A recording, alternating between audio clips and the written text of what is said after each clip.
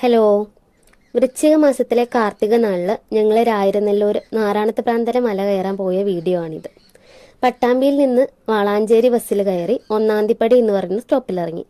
അവിടെ രായിരനെല്ലൂർക്ക് സ്വാഗതം എന്ന ബോർഡ് നോക്കിയിട്ട് നമുക്ക് പോവാം.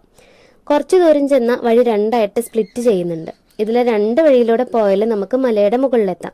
നടക്കാൻ ബുദ്ധിമുട്ടുള്ളവരാണെങ്കിൽ വലത്തോട്ടുള്ള വഴിയിലൂടെ പോകുന്നതായിരിക്കും നല്ലത്. അതല്ല, കുറച്ച് സാഹസികതയ്ക്ക് ഇഷ്ടപ്പെടുന്നവരാണെങ്കിൽ ഇടത്തോട്ടുള്ള വഴിയിലൂടെ പോവാം. ഈ ഇടത്തോട്ടുള്ള വഴിയിൽ കുറച്ച് ദൂരം കോൺക്രീറ്റ് ഇട്ട റോഡാണ്. അത് കഴിഞ്ഞാൽ പിന്നെ പാറയും കല്ലും മുള്ളും ഒക്കെ നിറഞ്ഞ വഴികളാണ്.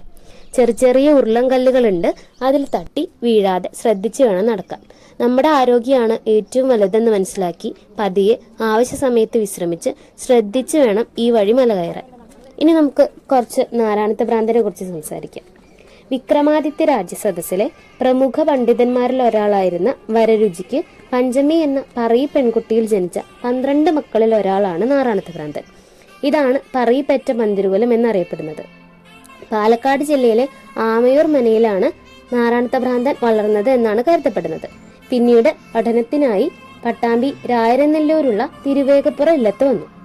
മലയുടെ മുകളിലേക്ക് വലിയ കരിങ്കല്ലുകൾ ഉരുട്ടിക്കയറ്റി അതിനെ താഴോട്ട് തള്ളിയിട്ട് കൈകൊട്ടി ചിരിച്ചിരുന്നതാണ് അദ്ദേഹത്തിന്റെ പ്രധാന വിനോദം.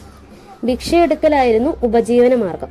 എപ്പോഴും യാത്രയിലായിരിക്കുന്ന നാരായണത്തെ ഭ്രാന്തൻ രാത്രി എവിടെയാണോ എത്തുന്നത് അവിടെ വെള്ളവും തീയും ഉള്ള സ്ഥലമാണെങ്കിൽ അവിടെ തന്നെ അടുപ്പ് കൂട്ടുകയും അന്നന്ന് ഭിക്ഷ യാചിച്ചു കിട്ടുന്ന അരി വേവിച്ച് കഴിച്ച് അവിടെ തന്നെ കിടന്നുറങ്ങുകയും ചെയ്യും. നേരം വെളുത്ത വീണ്ടും കല്ലുരുട്ടി കയറ്റാൻ തുടങ്ങും. നാരായണത്തെ ഭ്രാന്തന് ഗ്രീക്ക് പുരാണത്തിലെ സിസിഫസ് എന്ന ദേവനുമായി സാമ്യമുള്ളതായിട്ട് പറയുന്നുണ്ട്. സിസിഫസിന് സ്യൂസ് ദേവന്റെ ശിക്ഷയായിട്ടാണ് ആയുഷ്കാലം മുഴുവൻ മലമുകളിലേക്ക് കല്ലുരുട്ടി കയറ്റുന്നതും തള്ളി താഴേക്കിടുന്നതും കിട്ടിയത്. എന്നാൽ നാരായണത്തെ ഭ്രാന്തൻ ഇത് സ്വന്തം ഇഷ്ടപ്രകാരം ചെയ്യുന്നതാണെന്നുള്ള വ്യത്യാസം മാത്രമേ ഉള്ളൂ. ഈ പ്രവൃത്തിയിലൂടെ ഒരു കാര്യം നേടിയെടുക്കാൻ നമ്മൾ പരമാവധി കഷ്ടപ്പെടണമെന്നും എന്നാൽ അത് നശിപ്പിക്കാൻ നമുക്ക് നിമിഷ നേരം കൊണ്ട് നിഷ്പ്രയാസം സാധിക്കുമെന്നും അദ്ദേഹം മനുഷ്യരാശിക്ക് മനസ്സിലാക്കി കൊടുത്തു.